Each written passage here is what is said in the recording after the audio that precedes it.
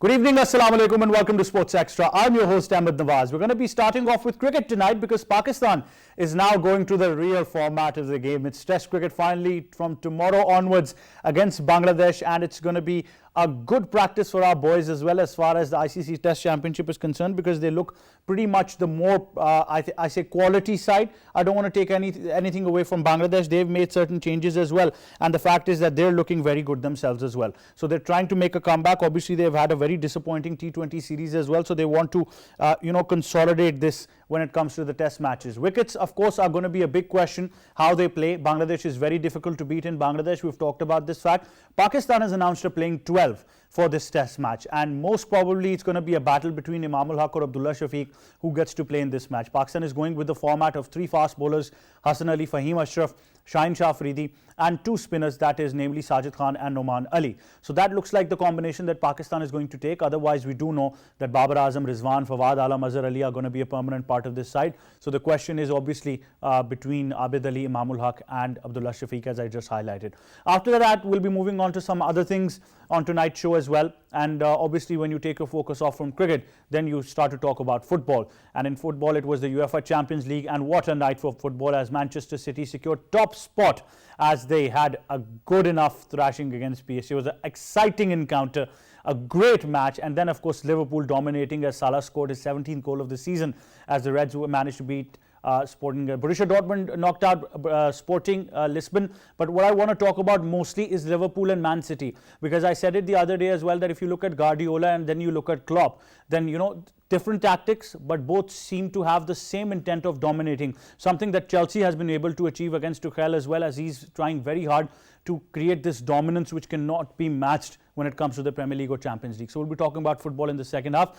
Time now to start our segment of cricket. In studios, we've been joined by cricket expert Rizwan Haider. Assalamu alaikum. Assalamu alaikum. How are you, sir? I'm excellent, thank you. So test matches are about to begin. Pakistan has also announced a 12-man side that will be participating. Your thoughts on this? Well, before we go on the test matches, I'd just like to touch upon the one-day series that happened between Pakistan and Bangladesh. The T20. The T20 series, sorry, not one day. I fail to understand what the Bangladesh board is thinking. They've just failed in the T20 World Cup, and they're making the same sort of pitches which are not going to do them any good when they go to Australia in 10 months' time, because the World Cup's just there. So until and unless you have a plan, there seems to be no objective plan or any future planning at all, where you think you go to Australia and try. I and thought beat we the had team. problems as a cricketing nation. We do. We're going to come to that. No, I'm saying I thought we're the only ones who have problems. Look at Bangladesh, then you start feeling better. Same blood, isn't it? Yeah. So I mean, if you want to go and play in Australia, I mean, I'd love to have Bangladesh in our half of the tournament, because that's a victory coming our way, and for everyone else, because you've got the same players, and you've got no planning. You've got half-cooked pitches where you bring Australia and thrash them, and it's just not fair for the Australians, because there's no development going on. Similarly for Pakistan, I mean, I thought you're going to give even Babar a rest. Why not? And Shadab a rest, and get the youngsters in. They did in the final game. But you'd agree it was disappointing that they had to finish the games on the very last deliveries or last overs. They could have done it earlier. It can happen. It can happen. But you can't be afraid of losing. If you're afraid of losing, you're never going to develop a team which is going to win every game. And I don't mind competing. The boys did well. I mean, Nawaz.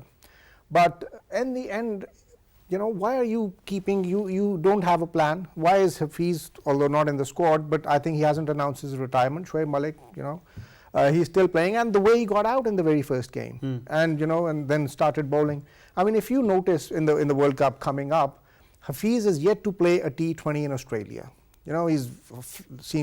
To me, he seems like a flat track bully. Shoaib Malik has played one T20 in Australia. Hafiz has not played a test match in Australia. You have to plan for the future. The World Cup's coming next.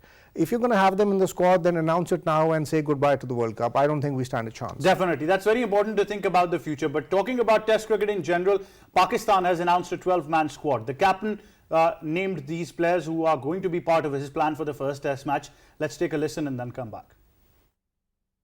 Myself, Rizwan, Abdullah Shafiq, Abid Ali, Azhar Ali, Fahim Ashraf, Fawad Alam, Hassan Ali, Imam ul Haq, Numan Ali, Sajid Khan और Shaheen Shah Afridi.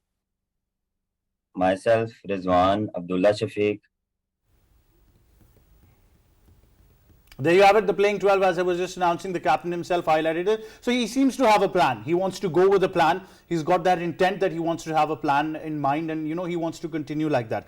Considering this playing 12, the same concept that you talk about, the T20, can be checked over here as well, because now it's not just test matches, it's the ICC Test Championship that is up on the line. I understand that we have certain players who are part of Babar's plan, but my problem is, and you can better elaborate, that we still have uncertainty, which is both dangerous to the players themselves individually and for the team itself, that we still don't know what are we going to do in the opening. Is Abdullah Shafiq going to be part of the side? What about Kamran Ghulam and Saud Shakil? What is going to happen for the future? Absolutely. I mean, absolutely agreed, because, we've been sticking with Imam and Abid for the last few years. The youngster Butt was given a chance, Imran Butt, and he's been dropped after 4 or 5 games. You have to give him a longer run. I mean, if Imamul Haq had a first-class average of 50 plus, I would say, stick with him. But he's got a first-class average of 25 or 20, test match average of 25 in 11 test matches. He hasn't done the job.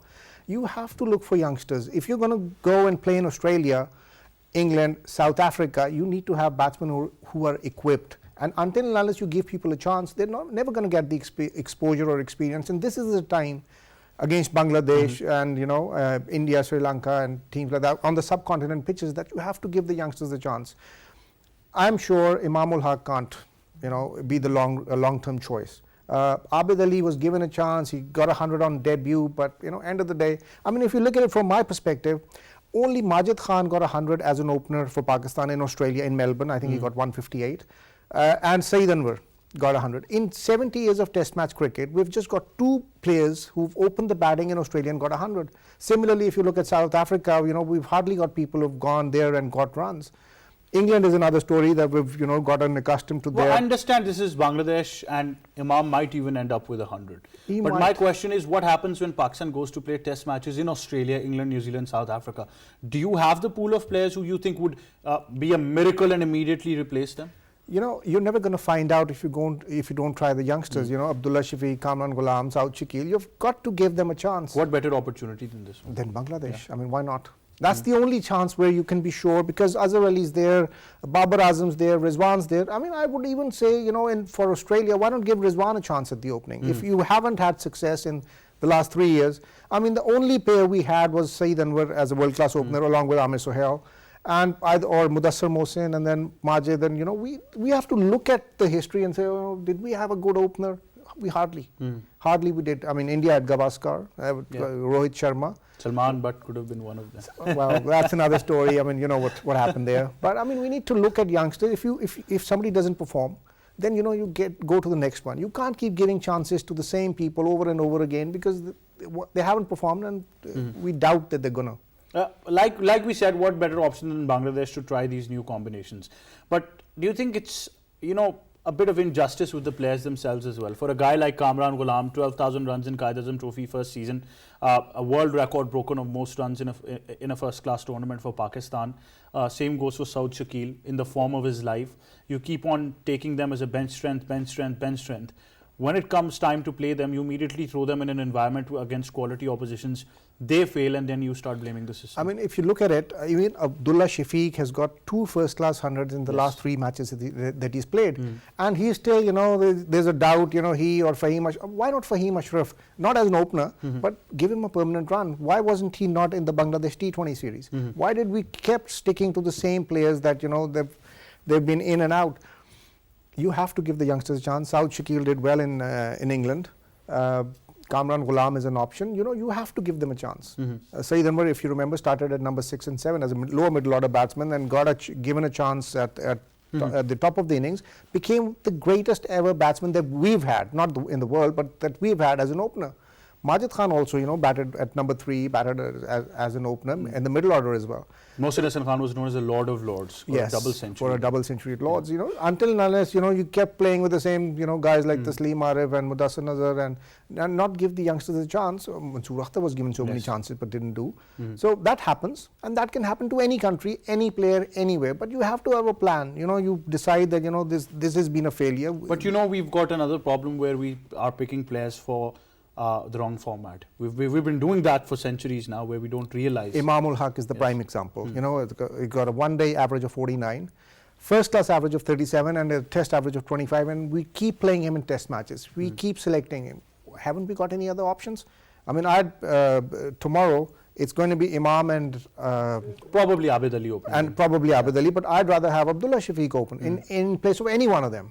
I'd rather Imam be out, but you could take even Abid Ali out. Definitely. The next debate that opens up is our bowling. I said it in the afternoon Urdu platform as well that, and probably I'll take this up with Rizwan, that Shaheen and Hassan, no doubt superb bowlers. The question is, we want to preserve them for a longer run for Pakistan. Fast bowlers have a life that you need to preserve. You need bowlers who can bowl 15, 20 overs in a session, in a day, bowl 25 overs, something like that. If Shaheen and Hassan Ali are your options, Fahim Ashraf you've added as a third bowling option. I understand in Bangladesh conditions are different. Do we see another bowler that is being developed, or at least is being separated from a pool of players and is being invested upon, that yes, when we go to Australia, when we go to South Africa, he's going to be the one bowling a lot of overs, regardless of Mohammad Abbas being in the side? Well, Mohammad Abbas is of course a very, very successful bowler for Pakistan in test matches. But I mean, Danish can be developed. He seems a very good. I mean, he's got the height, he's got the bounce. Why not? Shaheen Afridi or I mean, I have no problems playing them. But you need to rest them, because in Bangladesh they're going to end up bending their backs for nothing. You're going to have Noman and Sajid Ali, Sajid Khan bowling about the majority of the overs. So these are the times when you rest your players. Shaheen is not going to get a 5-4, or he can't bowl 20 overs in that on those wickets, because wickets are pathetic for quick bowlers. Bangladesh is going to end up playing 2 or 3 spinners anyway, so you might as well and give these guys a rest. Why not give Haris Rauf a chance in test matches, Abbas a chance? Why not? Abbas could have been good on these wickets as well. Because he bowls line and length, he bowls slow. You can even have the keeper up front for Abbas. There's always a chance. I mean, I'm totally not in favor of even Shaheen Afridi playing the T20s in Bangladesh. Hassan Ali, give him a break. But it's the same thing, like you say, that we're afraid of losing. We're afraid of losing. I mean, if you're afraid of losing, you can never be confident of winning. Yeah, there's always a chance. You should give the youngsters a chance, let them fight it out. Instead of making Dhani debut in the third one, you could have made him play all in the very first. You could have had Shaheen benched. I mean, for all 3 games. Why not? Are we scared for Bangladesh? Come on. We probably were, I think, after this scare that we almost got. But then again, the question still relies on Bangladesh. You've talked much about Pakistan, but really, I've always said this, that as a true cricket fan, you got a feel for Bangladesh. And I get disappointed when their fans start coming up with such aggressiveness on social media platforms. We're not at all schooling you. We don't hate you. The problem is that we want you to develop as a good quality side. You beat England in a World Cup. You had so many good players who could have developed, but the problems are still there, as Rizwan highlighted as well. It's very interesting that they had their election of the president of their board right before the World Cup. So what they did was that, I might be wrong, they made pitches like that, beat Australia, beat New Zealand, the president got elected again, and then they went to a World Cup. So, things are in between. I mean, it's the same thing. I mean, if you're afraid of losing, we had a change of management in PCB as well, but that didn't, change the hierarchy or the setup. Yeah. You can't be afraid of losing. You have to have go in with a positive mind. You have to give the youngsters a chance. I mean, Gavaskar retired, Tendulkar retired, they had Kohli. Similarly, Richards retired, and then Richie Richardson came in, and that's the way it happens. I mean, England right now is one of the best teams in the world, and let me tell you something. Let's just talk about New Zealand for a minute. They're a population of 5.5 million. That's less than Lahore, and they're competing in everywhere. And their kids have the option of going swimming, they've got the option of being in athletics because they're going to go and win 8-10 medals in the Olympics as well, and they're competing in 20 different sports, and still they have enough people to go and compete in the Cricket World Cup. We have Lahore should be beating New Zealand, Karachi should be beating New Zealand, but they're not scared. They've got better coaching, they're more focused.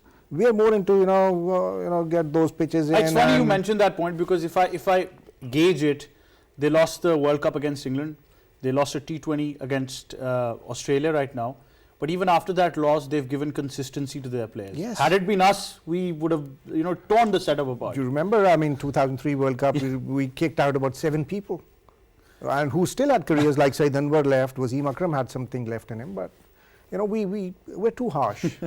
Judgmental as a nation. Yeah. Judgmental as a nation as we are. But considering your final opinion on the fact that, let's be very honest, we know what the wickets are going to be like. I'd probably expect that after 3 days there's going to be nothing in that wicket at all. Not even for the spinners it's going to get so worse. But what should Pakistan be looking to do? Bowling first, ending it out in batting first? If you win the toss, bat first. If you remember the last test match at Chittagong Stadium, it's not Chittagong, it's Chittagong. Yeah. West Indies chased 395 in the 4th innings. So, the wicket's going to, if it's the same sort of wicket, it's going to hold up, I think. You've got the spinners.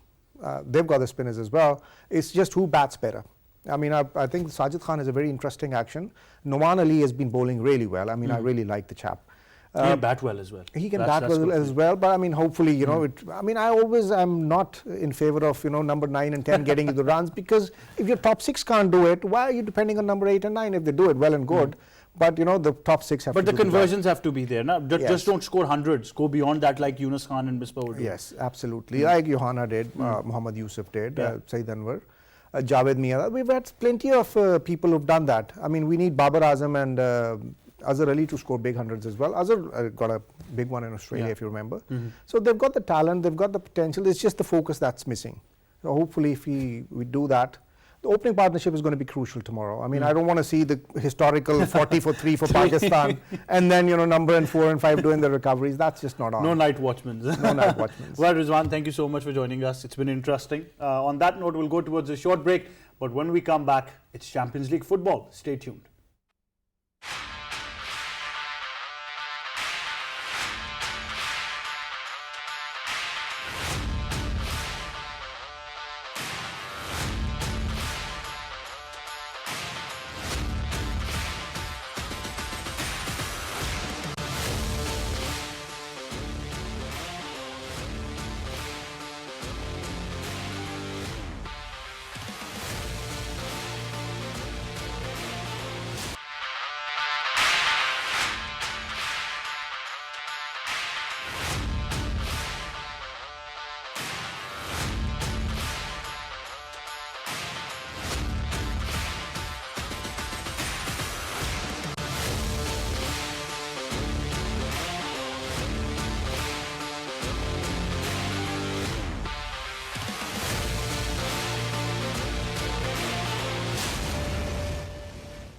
Welcome back to Sports Extra. Time now for our regular segment of football. In studios, we've been joined by football expert and youth coach Sabeel Hazir. Assalamu alaikum, Sabeel.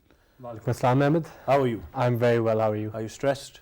Not really. No, I'm pretty well, right. I'm not a PSG fan. So yeah, you're not a PSG fan. But for those of them who are PSG fans, I thought they'd be having popcorn after the first half and be very relaxed, even up till the 60th minute. It wasn't until the 63rd when Raheem Sterling got a goal that they were very relaxed. They had it in the bag. What happened immediately? I think if they were relaxed, it would have been they're counting too much on. We spoke about this, the fact that they don't have a cohesive defense. If you're in the lead, you can only rely on that lead if you can hold on to that lead. For how long? Yeah, for how long? I don't think they're ever going to be able to do that. City dominated the ball. Very early on, they got control of the ball. In fact, if it wasn't for Keylor Navas, PSG would have been out of the game in the first half. So once you had a half like that, and Navas pulled off I think 2 or 3 massive saves, one-on-ones, basically goals, right? And he saves them. He's denied them so many times last night. And in the first half alone, he made a couple of big saves. So you go into half time, and and like you said, Sterling doesn't score till like, I think the 63rd minute. If you're going to try holding on there, you have to like have your midfield and your wingers come back and commit to the defense, which obviously these players are not going to do. So then your strategy should be, well, let's go out and get more goals. They were trying to play on the counter, but after the first half, it just seemed like they lost that impetus to go forward in attack on the counter. They weren't getting the bodies up in time, and that cost them eventually, because the only way they were ever going to win that game was by scoring more, because City was, in my opinion, always going to get a goal. If you've got a side like PSG and you've got the top best on your front three, you've got Messi, Neymar, and you've got Kylian Mbappe, and you know what you could produce. Why would your tactics be so defensive? When you've got a goal in the 50th minute of the game, you still have another 40 to play for. So I think we spoke about this yesterday. I said, in my opinion, I think PSG will let it go in the second half, and that's when the goals will start coming, and all 3 goals were in the second half. Because what happens is, when you have an attack like that, right, the minute you get past 60, 70 minutes, their lack of tracking back will start affecting the other team, who are exhausted by that point from covering them, right? So then you've mentioned the quality they have. Your strategy should always be with those players, let's get more goals. If you can't get a foot on the ball because you're playing a very possession dominant team like City, when you're having a counter attack, you need to tell your wingers, get high, get wide, and then you have to tell the midfield runners, at least one of you makes a late run. It might not make sense, but go for a long ball, get it to them. Yeah, if long balls, like people sometimes say a long ball, they're like, oh, they don't have a big man in front, in behind.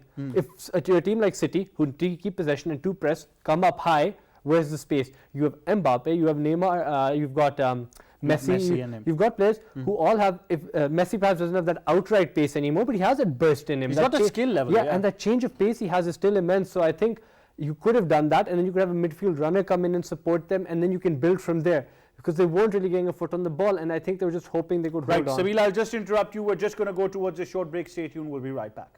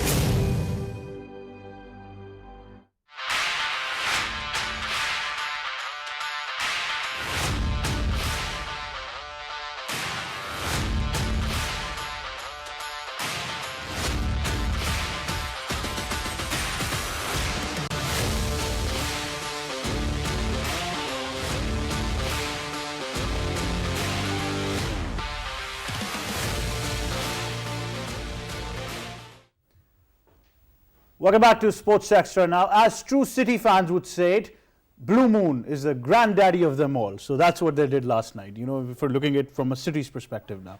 I think City, we were speaking about before the break, I think the way they were dominant as well, and it didn't show in the scoreline.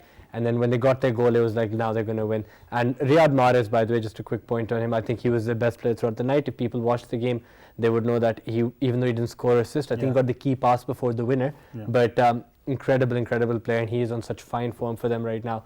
And genuinely, I think they showed a little bit of vulnerability on the break, which does happen when you play so high up, but overall very solid performance. Gabriel Jesus, you want to say anything about him? I think he's doing exceptionally well, considering he's playing out of position just pretty much all the time. I think he is not a winger. They brought him on with a purpose. I don't know why they're not using him like that. Yeah, I think when you bring it, but the thing is, even when he's playing out wide, I'll give him enough credit. He started on the right wing a lot of games this season. He comes in, and it's quite evident that's where he wants to go, closer and closer to the penalty spot, and he is getting goals, he is getting involved, and when you bring him on with a purpose, I think he's even more deadly. So I think he's doing really well not to let this playing out of position to accommodate other players frustrate him, and I think he's showing a really good team spirit to fit in and just do his job and his bit for the team. Yeah, definitely. Now moving our focus to Liverpool, who are absolutely dominating once again. Klopp is getting so much out of this team. It now really does look like that they've never needed a transfer window. I think, and when they have a transfer window, we've said this before, they just make the right signings. Like, they were just all over. Like, they were just dominant, really dominant. I think Porter maybe only had that one chance. Was it Octavio who missed the empty net? Apart from that, they didn't really have much going on for them. So Liverpool again, top class performance. Who else was going to score but Salah? I know he got the second goal, but they just have so many world-class goal scorers. Like you've got Salah, Mane, Jota, Minamino's getting in on the goals. I think he had a goal disallowed last night as well. Just very, very deadly. I still don't think they're as complete a team as Chelsea. I think they have a few more frailties, but very, very deadly team. Exciting to watch. Love watching them play. Who doesn't? They're transcending their form both in the Premier. I mean, the fact is that even if they've got a bad outing, they don't let them keep it down. They just tend to rise up once again. Even if it's Salah, and I know he's been nominated for the Best Player of the Year award as well. But then again, this is a team that is so much more than Salah even as well. You just can't say it's just Salah. 100%. Like we said, we've mentioned all these other goal scorers, people chipping in. When Salah doesn't score, it'll be one of their other 20 deadly options who'll go and get the result. So they have. It's really good to see that even when they do show some inconsistency and they have a bad loss, which they have had this season, they have those few downs, they come back up the next week like they've just won the league, like they're playing with such freedom. So it's really good to see that they bounce back very quickly. So Jurgen Klopp's done an exceptional job there. Salah, I don't actually know who's going to win the Ballon d'Or this year. I don't even have a clue. Genuinely. Give us a hint at least. Give us your favorite. After Lewandowski didn't get it last year because they cancelled it, right? I really want him to get it. Genuinely, I feel for the guy and I want him to get that Ballon d'Or. We still say he's the current winner. Well, that's how we look at it, right? So, but look, they've all made their cases. Ronaldo's nominated. This week, if you look at it, the people who've been nominated, Ronaldo, Salah and Lewandowski have all scored. Lewandowski scored that beautiful overhead kick. So they're all making their case every single week. It's hard to decide. Jorginho, obviously, if you go just by trophies, maybe he's in with a shout, but I hope Lewandowski or perhaps Salah wins it. Well, if it was player of the last 2 months, I would have said Ronaldo, but seeing that I want to see it from a broader perspective, Lewandowski and Salah do definitely have the say. Some other talk about the Champions League, other teams that you see being dominant. I mean, we talked about the fact that Barcelona is stuck in a bit of trouble right now. On the other hand, Real Madrid managed to win their game. They won against Sheriff. Yeah. Easy out. 3-0, and they but again, they were shocked by them earlier on in the league, Champions League, right? So I don't know how well, and they've just had, Benzema's off the field issues have started to come back as well, but I don't want to get into that. But it's not like they're that dominant force they were when they won the Champions League back to back. And so, I think the two teams I see doing really, really well and being dominant, Munich, Chelsea and Liverpool, although I think Liverpool will drop off a little bit. So I think Chelsea and Munich for me particularly. And we've also seen teams collapse, like Dortmund's game yesterday. We saw them collapse against Sporting. And Sabeel, from my point of view, from my perspective, I don't know if people have judged it or not. Since the past 2 seasons or 3 seasons, English clubs have become a bit more dominant again and a bit more successful. Before that, it was the likes of clubs like, for example, Real Madrid, Barcelona, Inter. You had anybody else who were making the mark over here in English clubs, either 1 or 2 of them. But now, why is it that they've become more successful in the past couple of seasons? Look, I think it's actually a bit late for them. Thankfully, they've actually gone there because the amount of money their leagues have, no other league can compete with them financially. Maybe that hinders them a bit because Munich going to the league, they often have for them what's an easy fixture. There's no easy fixtures in the Premier League. We've heard this, so it's very exhausting. But the standard is higher. You're playing at an average standard, which is much higher. You were able to buy players from literally every club in the world and build these massive squads, not just first 11s, these squads with depth. So I think all of these things, plus now they get the best coaches in the world. There's nothing they have that's not the best. They've also got one of the 2 greatest players of all time back in the Premier League right now. So all of these things combined, I think, is just built up this behemoth that is always going to challenge. And their youth setups, which have taken a while, obviously, to produce the players. It takes a while to get youth players out. In the City as well, people talk about them just being a buying club. They have an amazing youth setup. All of English top-flight youth setups are just unbelievably good. So I think all that investment is finally paying off. It's not like 10 years ago they were still there. United was winning Champions Leagues, Chelsea was winning Champions League, but then in between it was just rough patch. In between Spain and Germany, Spain and Germany, Spain and Germany. So I think all that investment has taken them back to the pinnacle. And I mean that on average. In Germany and Spain, there are 1 or 2 teams who compete. In England, any team could potentially go and compete. Before we go, spoiler alert, news just came in that might be that PSG is eyeing for Zidane. Zidane? Wow. Look, I think all the problems I've listed about PSG, genuinely he could go and fix that group. He could go fix that group. That makes Pochettino available. Okay, obviously United fans are thinking, oh, Poch, he's coming here. Hopefully, we get to see Manchester United get a great manager because they're a big club, and Definitely. that's where Poch comes. Sabeel, thank you so much for joining us. But obviously, Sabeel's talking about competition in the Premier League, that it's so intense. Who could understand it better? We lost to Watford. That says it all. But that's all we have time for from me and the entire team. It's goodbye for now.